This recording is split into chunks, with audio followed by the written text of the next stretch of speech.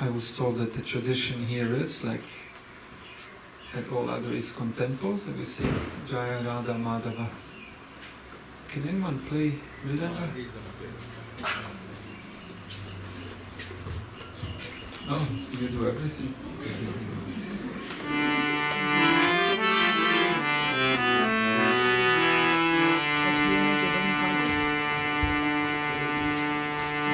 Radha Madhava Punjabi Hari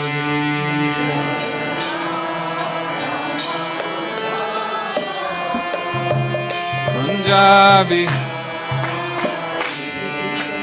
Gopi Jana Vallabha Girivardhari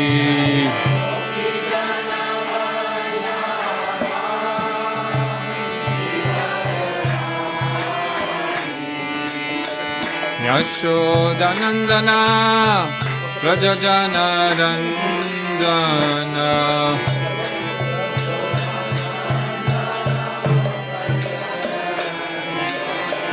Yamunatira Vanachari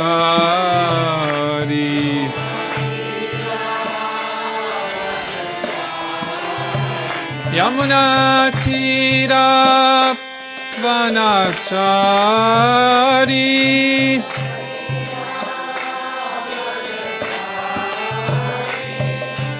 Radha Madhava Punjabi Hari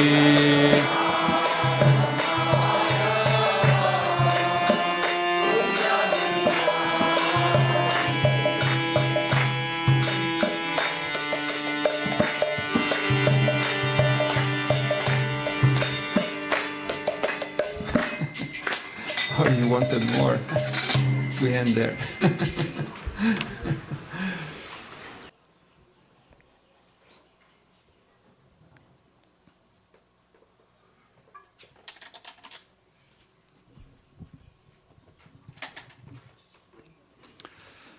Om Jnanatimirandasya Jnananjana Shalakaya Chakshurunmilitam Yena Tasmai Shri Gurave Namaha Mukham Karati Vachalam Pangum Langate Girim Yat Kripatamaham Vande Shri Gurum Dinataranam Vanchakolpatarubhyascha Kripa Sindhubhya cha Patitanam Pavanebhyo Vaishnavebhyo Namo Namah Shri Krishna Chaitanya Prabhu Nityananda Shri Advaita Gadadhar Shrivasadi Gaura Bhakta Vrindam Hare Krishna Krishna Krishna Hare Hare Hare Rama Rama Rama Hare Hare.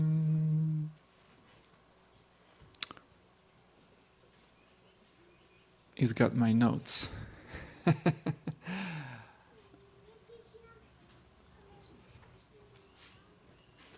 You are quick. So I was, I'm quite disconnected as a monk, and I've been a monk since teenage. I'm somewhat disconnected from the secular world. I'm very much aware of Vaishnava festivals and celebrations.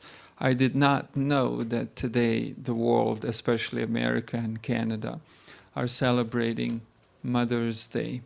Actually, most of the world today celebrates Mother's Day. So I was asked to make that the topic of today's discussion. And as they say, do you know what the mother of boredom is? Do you know what the mother of boredom is? What is it? Laziness. That's a good one. I'll remember that. They said that the mother of boredom is predictability. And so, even though I shall begin this presentation in a way you would expect me to, but to beat the mother of boredom, I shall take a few twists in this presentation and hopefully take you by surprise.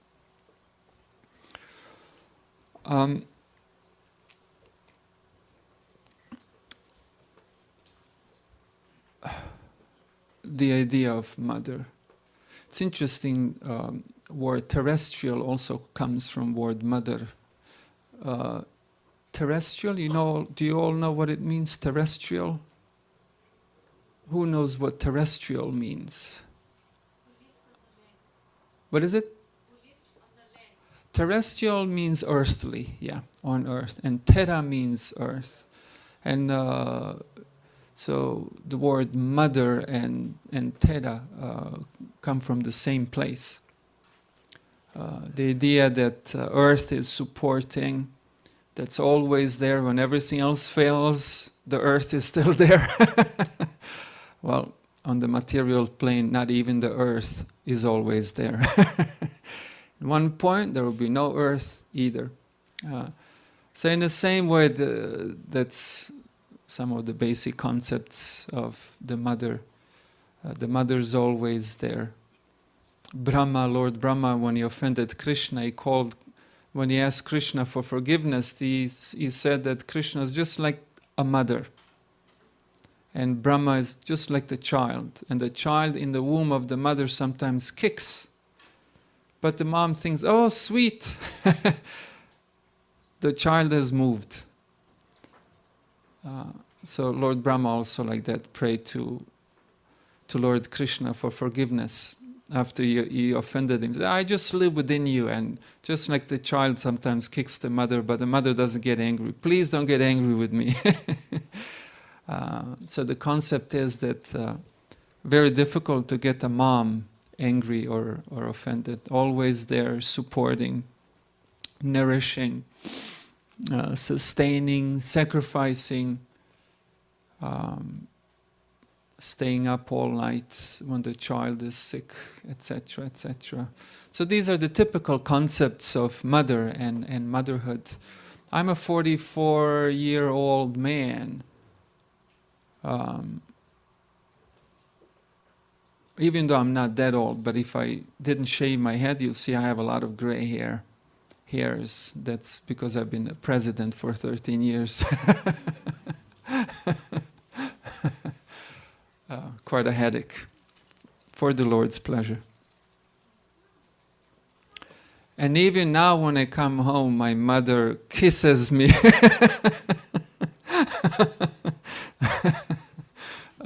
Can't run away. There's the embrace, there's the kiss. She washes my laundry. And she wants to feed me. And he has a billion questions as to how am I doing.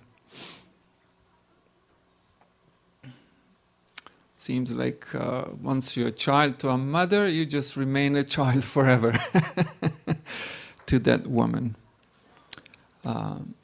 So these are some of the common concepts of motherhood. Of course, with times, the concept of motherhood changes. Also, with the feminist movement, the concept of motherhood is slightly changing.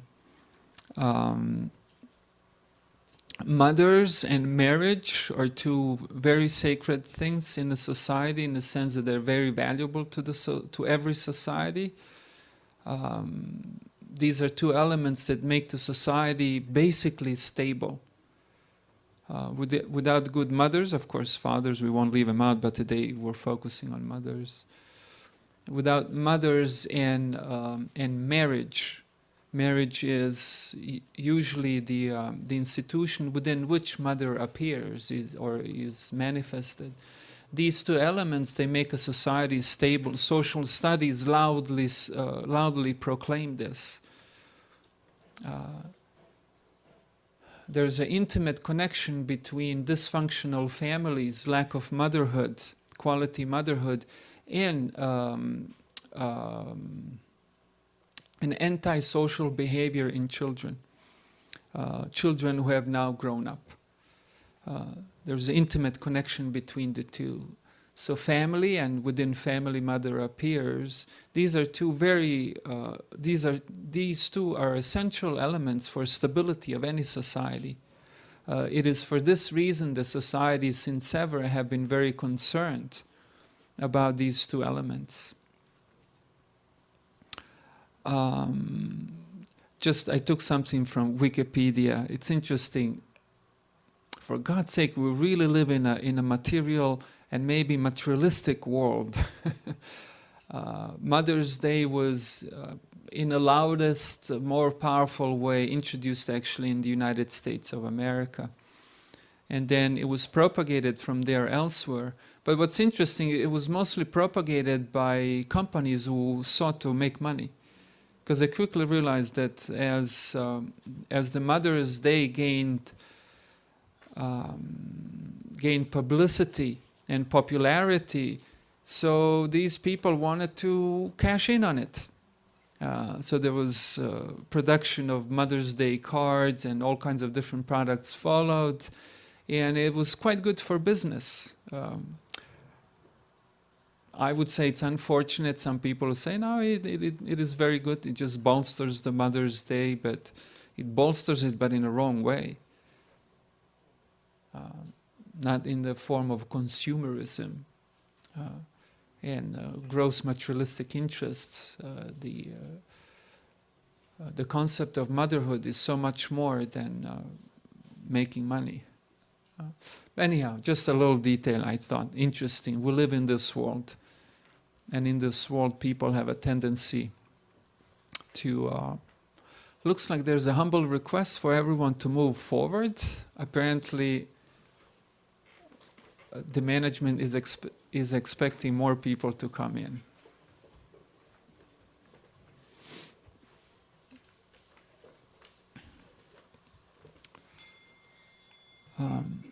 What's interesting in the Bhagavatam, Srimad Bhagavatam says that the human life is very precious, and that roles of guru, the roles of the mother, the roles such as the father, etc., are great responsibilities. In the Vedic tradition, mothers consider the first guru to civilize the child and set the child in the right direction. Then only way later does the guru come in and continues education, spiritual education of the child. But what's interesting, the Bhagavatam says that one should not become a mother or father or guru. They're all on the same platform. If the person is incapable of delivering the soul from the repeated cycle of birth and death. In the Bhagavad Gita, this is described as the greatest fear, Mahato Bhayat, that the person would get the human form of life and then squander it on, well, it could be really squandered on so many different things. Basically, on everything except Krishna consciousness. So human form of life is considered this amazing chance that the person jumps out of the matrix, out of the vicious cycle of repeated birth and death, and gets reinstated in its original eternal glory, that of a pure spirit soul. And so the Bhagavatam, interestingly, first puts the role of the mother and the father on the same platform as that of the guru. And then it says that this is so serious. You should not become nor guru, nor father, nor mother, unless you have the knowledge how to extricate the soul, save the soul from the repeated cycle of birth and death. Of course, this is not a statement that you should not become a mother, therefore, or a father, but rather you should become Krishna conscious so that you actually have something solid to offer to your child. Postponing a problem is good, but it's not much of a solution. If your child is hungry and you feed it, but then if it's going to be hungry again, then okay, you helped a bit, but not really. You have not really helped. You have merely postponed the problem. So similarly, if we take care of our children in this life, but then they have to take another birth and yet another and another and another, then we have not really helped, we have merely postponed the problem. It's much better to deal with the problem right now. Sooner the better. Interestingly, figure of mother in religion, huge. The concept of motherhood in religion is tremendous. If you think of Catholics, for example, I grew up in a Catholic tradition, in a Catholic country, in a Catholic family. Mother Mary is way more than Jesus. The idea of a divine mother, someone that's always there for you, that's kind, that's tolerant. Jesus may get angry, but Mary will not. Mary is unlimitedly tolerant and accepting, and so this idea of holy divine mother is just abounds all over religion. It just goes on to show how important the figure of the mother is in people's lives, not just the male children, but female also.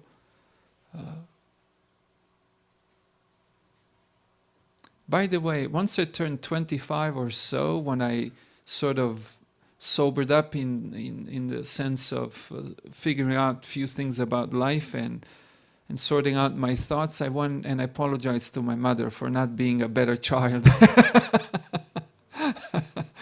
She appreciated it. In Hinduism, Durga Ma. I mean, I've heard people sing bhajans all night. Ma, Durga Ma. Sometimes Srila Prabhupada criticized this, that you're calling Durga your mother, which she is in many ways, but Durga is also very intense of a person. How many of you have read 5th canto of Srimad Bhagavat Purana? Oh, catastrophe. How many of you would like to read it? Okay, that's better. There's hope. How many of you have a Srimad Bhagavatam at home? Okay, very well. Take a note of all of those who didn't raise their hands. It's a fantastic literature. It's one of those It's one of those books you buy and you have forever, as long as you're alive, and then you pass it on to your children and grandchildren. It's a thing that you read and reread and read and read, and there's no end to reading of the Srimad Bhagavatam. There's description also in the 5th canto of Durga Devi coming as a protector to a devotee, Jada Bharata.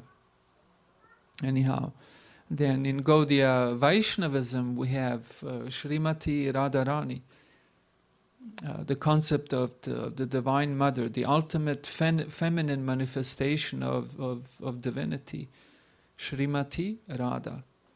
Then in Shri Vaishnavas, Shri is prominent. They don't say Narayana Lakshmi, they say Lakshmi Narayana. Lakshmi ji, very, very prominent. Shri, like that. So it's interesting how this concept of motherhood, this feminine concept of divinity, deeply permeates religious domain. It just goes to show how much this is important to human beings. Srila Prabhupada said that when we chant Hare Krishna, we should chant like a child who knows how it continues, crying for its mother. That we should chant Hare Krishna. Just like often devotees have this question, what attitude should I have when I chant Hare Krishna? How should I chant Hare Krishna? Prabhupada said, like a child that calls for its mother.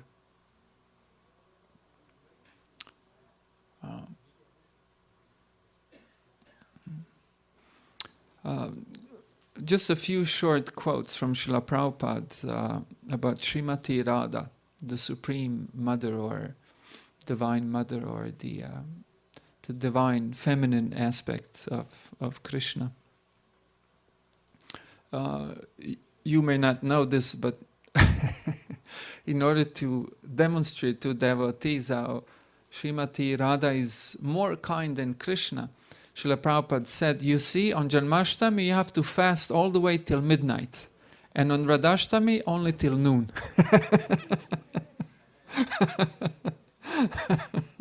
You see, she is more kind. Prabhupada said this. In the Nectar of Devotion, Prabhupada wrote, instead of offering obeisances to Krishna, devotees offer obeisances to his compassionate nature. Actually, because Krishna is the Supreme Personality of Godhead, it is very difficult to approach him. But devotees, taking advantage of his compassionate nature, which is represented by Radharani, always pray to Radharani for Krishna's compassion. Sometimes Srila Prabhupada described Srimati Radha as Krishna's tender-hearted female counterpart, as opposed to Krishna's male aspect of the divine.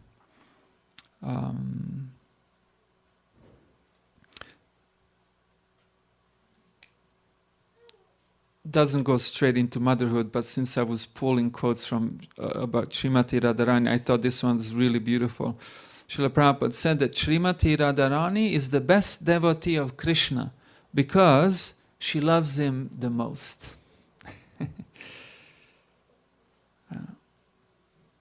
She is so dear to Krishna.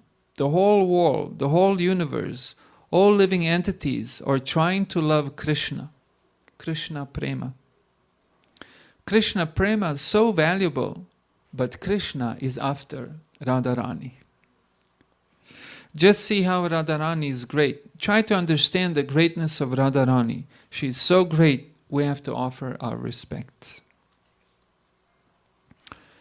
Now, if I may bring something to your attention, which is in connection to this topic.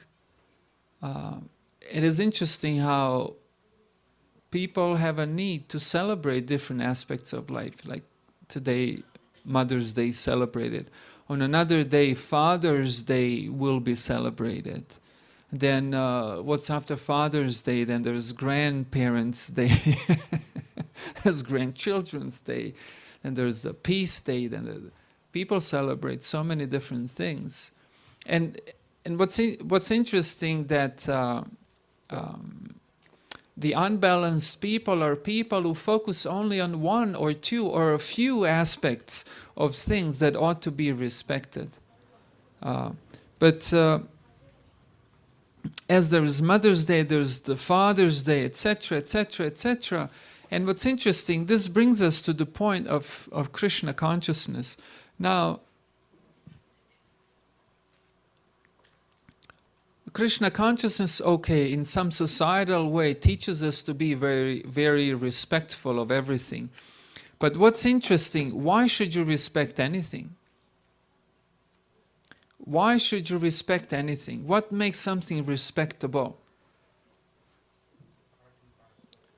Could you say that loud, because I can't hear you? Very well.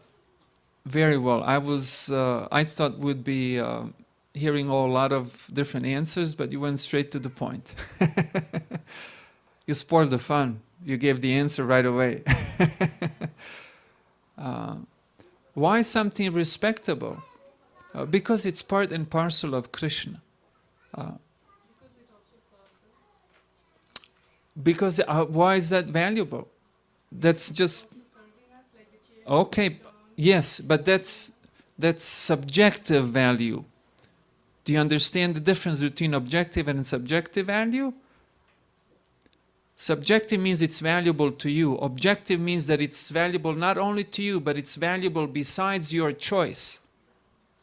That's objective. That something serves you indicates nothing but selfishness. We tend to value things, we personally value things that help us, true. But this is a philosophical question that goes way beyond our personal choice. It's not a question of personal choice, but what makes anything valuable?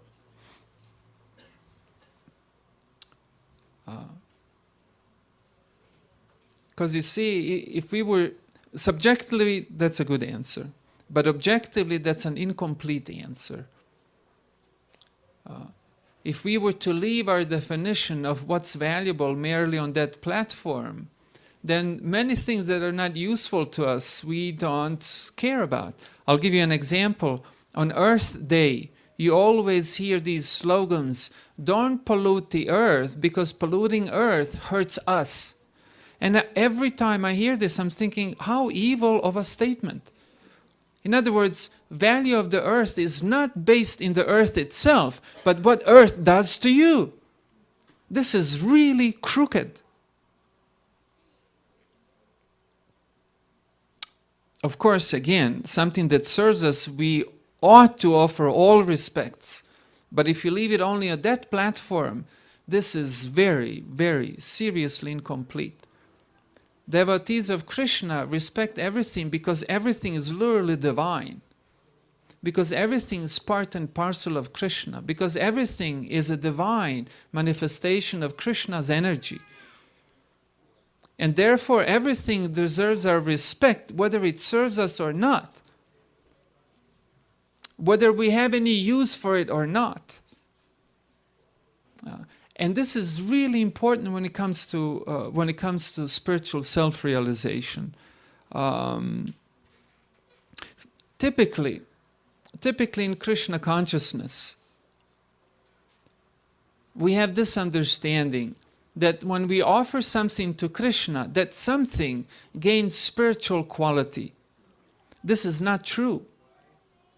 That thing, when offered to Krishna, gains spiritual quality only in our minds. In other words, by the activity of offering something to Krishna, we come to realize that this is Krishna's energy and belongs to Krishna. However, even had we not offered it, it would still have been Krishna's energy, meant to serve Krishna. The difference between illusion and reality is that in reality, everything is part and parcel of Krishna. Everything is manifestation of Krishna's energy. And therefore everything, including our own bodies, is meant to serve Krishna. And everything and everyone who is not engaged in the service of Krishna is definitely, absolutely going to experience incomplete existence. This is unnatural state of everything and everyone. An illusion is when we look at something and we don't perceive that as something which is meant, which is part and parcel of Krishna, meant for Krishna's pleasure, but we think this is for my pleasure, somebody else's pleasure. That's illusion. Not that that thing is illusory. No, our attitude, our vision is illusory. And the very process of Krishna consciousness is meant to teach us this, so that we come to respect Mother. We come to respect Father. Of course, for all the beautiful things that fathers and mothers and grandparents and government and everybody do for us. But we also respect, because even if they don't do a thing for us, because they're parts and parcels of Krishna. For this reason, a self-realized person has the ability to unlimitedly love and respect and serve. A spiritually realized person is capable of loving and serving even the greatest crook on the planet. Understanding this person is currently in an unnatural state of consciousness. That's why it's behaving like this. But otherwise, this is divine part and parcel of Krishna. Brahmarpana Brahmahavir Brahmagnau Brahmanahutam Brahmaivatena Gantavya Brahma Karma Samadhina. This is the verse that's from Bhagavad Gita 4:24 or 6, I keep forgetting. In India, sometimes people recite this before they eat. And this is a verse that describes an activity, very specifically yajna, in principle. And this is a process by which the person becomes self-realized, in other words, attains samadhi. What is samadhi here? Samadhi is to realize that everything belongs to Krishna as you're offering everything to Krishna. That thing by itself is worth its own existence.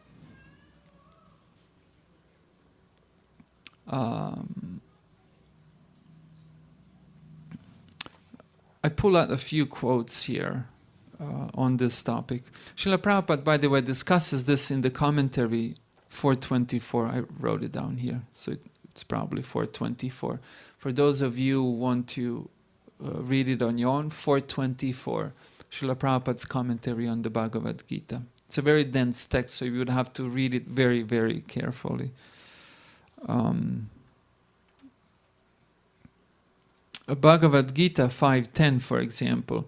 One who performs his duty without attachment, surrendering the results unto the Supreme Lord, is unaffected by sinful action, as the lotus leaf is untouched by water.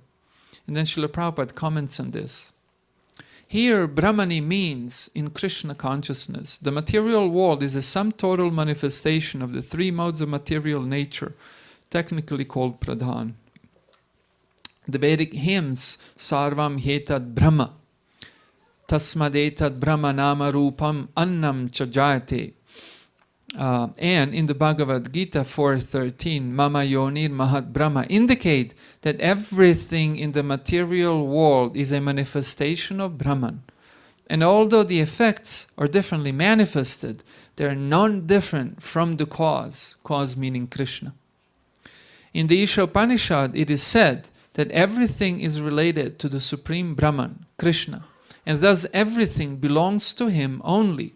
One who knows perfectly well that everything belongs to Krishna, that he is the proprietor of everything, and that, therefore, everything is engaged in the service of the Lord, naturally has nothing to do with the results of his activities, whether virtuous or sinful. Goes on, but that's the gist of it. From Srimad Bhagavatam, Prabhupada also comments 3.12.47 for those of you who would like to check. Prabhupada writes, in the ultimate issue there is nothing material because everything has its origin in the spiritual world. The material manifestation is therefore called illusion in the proper sense of the term. For those who realize souls, there is nothing but spirit. So matter, Prabhupada says, is yet another form of a spirit in a sense that matter and everything is a manifestation of Krishna's energy, belongs to Krishna. But when we're in illusion, we think in terms of what service can I take from this?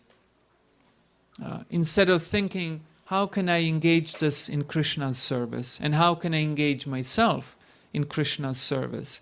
That's why the real mother, the real father, ultimately, self-realized mother, self-realized father, self-realized parents, grandparents, self-realized everyone, they're thinking, how can I bring this child closer to Krishna, to the understanding that this child understands that everything is meant to serve Krishna. And this is an interesting paradox. Every time people try to serve themselves, they're not happy. And their happiness is merely incomplete. Paradoxically, when we try to serve and serve Krishna, not seeking our own satisfaction, we become satisfied because we were made so. Because this is the reality of this world. Yo mam pashyati sarvatra sarvam chamai pashyati tasyaham na pranashyami sachame na pranashyati. You know this shlok? You do? You do. Krishna says that this is a self-realized person, one who sees me everything, everywhere, and one who sees everything in me. This is a person who sees right. And this person is never lost to me neither am I ever lost to such a person. In the 11th canto of the Bhagavatam, Sarva Bhuteshu Yapashit Bhagavad Bhava Matmanaha Bhutani Bhagavatyatmani Saesha Bhagavata Uttama. Who's the Bhagavata Uttama? The greatest of all devotees? Again, one who sees one same nature, Bhagavad Bhava. Divine nature sees everything, that everything is manifestation of divine nature. What's divine nature? That's Krishna's energy. And this constitutes self-realization. So in Krishna consciousness, we literally learn to come to respect everything, but not just because it serves us, but because it is literally divine.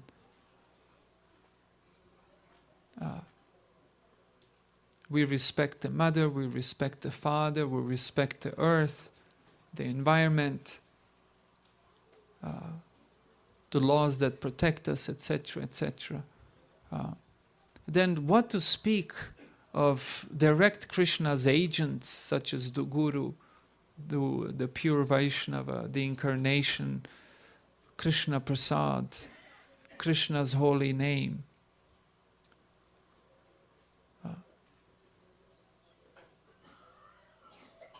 So in this way, Vaishnava is truly a person with a full heart who sees so many objects worth of his service.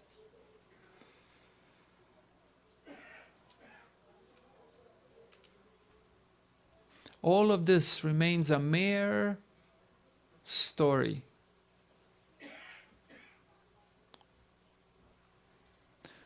For the one who only casually relates to religion. Religion's not meant to cause wars. Some people would be surprised. It's not meant to cause divides. For God's sake, it's meant to put it all together, bring it all together. It's meant to fill the heart.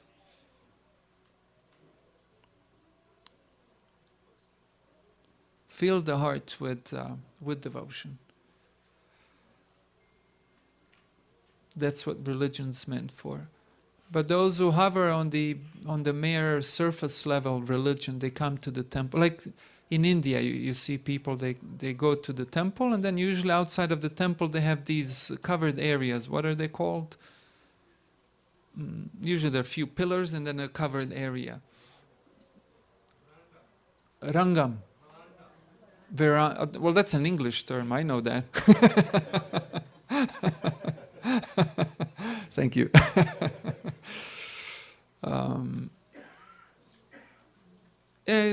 Especially if you go to South India, every temple, you come out of the temple and there are beautifully decorated pillars and a big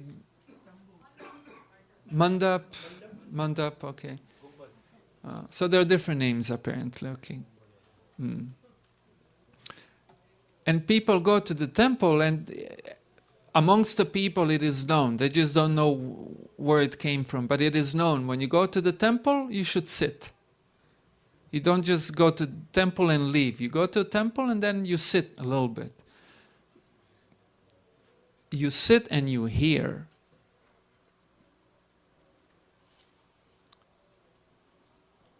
Not newspapers.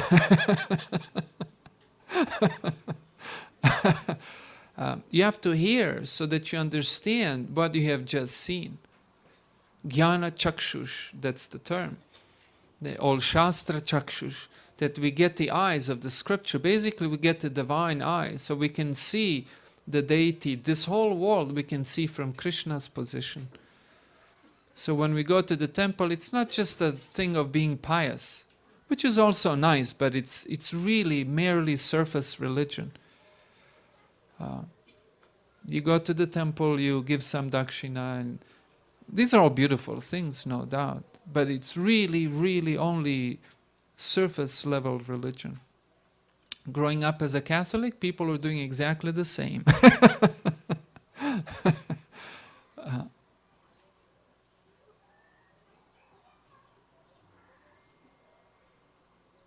But we're meant to hear.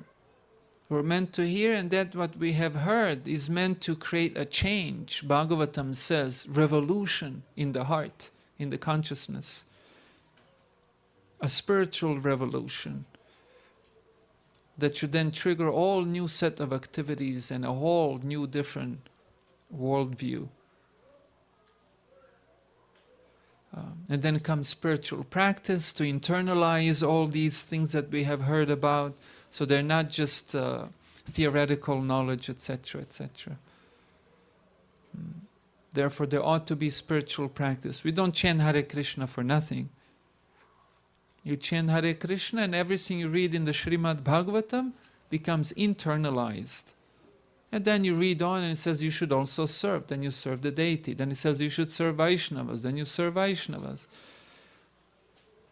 It's interesting, in the 11th canto of the Bhagavatam, there's description of the highest religious goal and then the highest process by which this religious goal can be attained.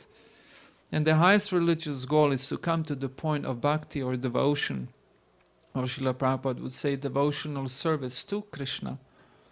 And the best sadhana, or the best process by which one can come to this point, has two aspects. One aspect is Shravanam and Kirtanam, to hear and chant about Krishna. And the second says that you should abandon all of your pride and get down on your knees and offer obeisances even to the lowest of creatures, like goats, chicken, worm. Why? So that we realize that these are also parts and parcels of Krishna. Prabhupada said that this Catholic saint, what's his name, from Assisi, Francis, thank you, Francis of Assisi, he called everyone, every single being, called them brothers and sisters. And Prabhupada called him a Vaishnava. Okay, so Om Tat Sat. Thank you for your attention. Are there perhaps any questions or comments? We have a few minutes for discussion. Yes. Please explain the concept of samadhi that you mentioned. Okay, he's asking me to explain the concept of samadhi that I mentioned earlier. Okay, it looks like I failed, so I'll try again. I get a second chance at it. So samadhi, in the Bhagavad Gita 4.24, I didn't describe the whole verse, but the verse describes a yagya. Yagya is a process. Yagya is actually a concept which then can be applied in many different situations. So yagya is process in which you're offering items to Krishna, to God. And as you're offering these items to God, you start to notice how these items start to gain the quality of Brahman, which means spiritual quality. And then you see, like if you're doing the homa, the typical Vedic yagya, then you see that the fire also has the quality of Brahman. And then you come to see that the activity of offering has a quality of Brahman, and that you yourself have gained the quality of Brahman. And that is called samadhi. So samadhi means when you have internalized, in other words, it has become part of your consciousness, you clearly understand that you're a servant of Krishna, that you belong to Krishna, your body belongs to Krishna, the whole world belongs to Krishna. And to offer everything to Krishna out of love and devotion constitutes samadhi. That is samadhi. So absorption in that consciousness, that you think like that you feel like that you make plans in life accordingly, means that you have attained samadhi.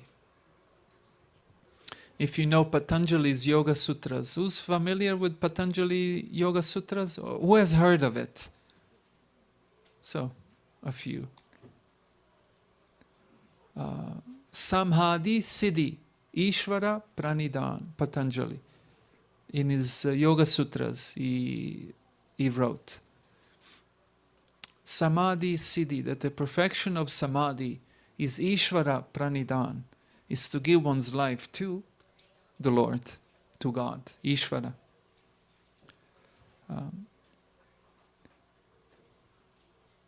So he agrees with the Bhagavad Gita. We're happy to see that he agrees with Bhagavad Gita. Okay, anything else perhaps?